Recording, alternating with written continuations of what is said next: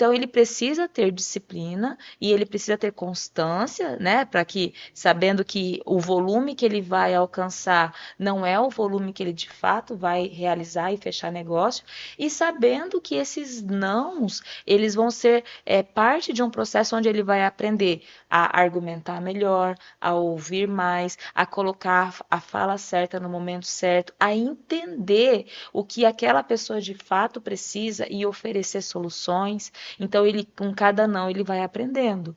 Então, você poder falar para o seu time e trabalhar esse comportamento de disciplina e resiliência é o que vai causar essa volumetria. Exato. Esses dias eu vi uma entrevista do Kaká e ele falou o seguinte, que um jogador de futebol são 2 tempos de 45 minutos e um jogador de futebol fica em média apenas 2 minutos com a bola. Então ele entendeu que ele tinha que aprender a jogar sem a bola, porque o período que ele ficava com a bola era menos de 3% do período total de jogo. Quando a gente traz isso aí para dentro do exemplo que a gente está colocando aqui da venda, é exatamente isso aí que você falou, Márcio. Porque dentro de um universo de 10 ligações, você vai ouvir em média 8 nãos. Mas você tem que entender... E é normal. Que é normal. O processo é assim mesmo. Até porque você falou uma outra coisa também que eu gostei bastante. As pessoas não compram pelos seus motivos. Elas compram pelos motivos dela. Com certeza. Você precisa resolver o problema da pessoa. Então o vendedor precisa ter conseguir enxergar ou descobrir através da fala, da observação, do entendimento ou da pergunta qual que é o problema que o cliente tem, qual que é uma primeira venda, o que ele quer resolver, né? Qual o produto que falta, qual o serviço que ele necessita.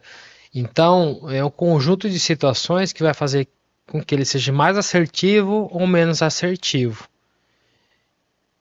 E não levar isso para o pessoal, como a Márcia falou, essa nova geração leva muito para o pessoal. Recebe um não, tá dando um pito. Né? É como se a mãe tivesse lá dando um castigo por causa daquilo. Então, é um comportamento que precisa ser trabalhado, que precisa ser de alguma forma precisa dimensionado. Ser mais forte emocionalmente, né? E uma coisa importante nisso tudo, nós falamos agora há pouco de educação, o vendedor precisa estudar. É verdade. Ele precisa buscar conhecimento, conhecer mais sobre a sua área, conhecer mais de que forma ele vai utilizar a persuasão, de que forma que ele vai trabalhar seu marketing pessoal, conhecer um pouco mais sobre pessoas, como conversar com pessoas. Então, é uma constante, é uma profissão.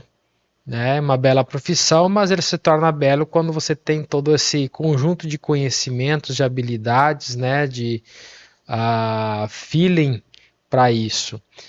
E geralmente as pessoas não nascem vendedores, elas se criam, elas se desenvolvem, então aprendem, né? Aprendem, né? Então a gente fala assim, não nasci para isso, mas todos nós temos uma pontinha de vendedor com a gente, né?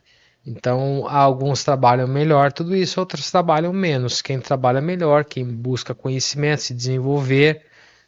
Claro, tem alguns que têm mais facilidade ou menos facilidade, mas essa constância faz com que ele seja um grande vendedor. Eu tenho uma grande equipe de vendas também, com as empresas apostando nesse crescimento, nessa educação, nesse fortalecimento dessa equipe.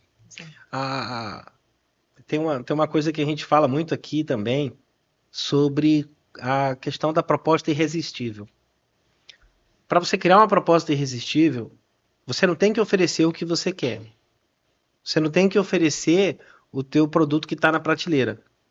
Você tem que perguntar para o cliente, compreender, captar dentro da resposta dele o que ele precisa, e aí sim, você vai lá e leva a proposta para ele. E você faz ele entender que ele está adquirindo exatamente aquilo que ele precisa.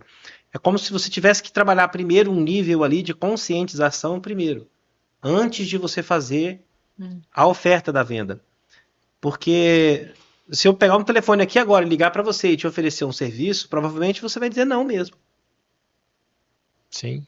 Agora, se de repente eu pego o telefone e eu ligo para você, eu te faço uma série de perguntas, eu descubro os problemas que você está tendo, ou às vezes eu até crio eles, porque você tem situações que a pessoa nem sabe que tem aquele problema. Sim.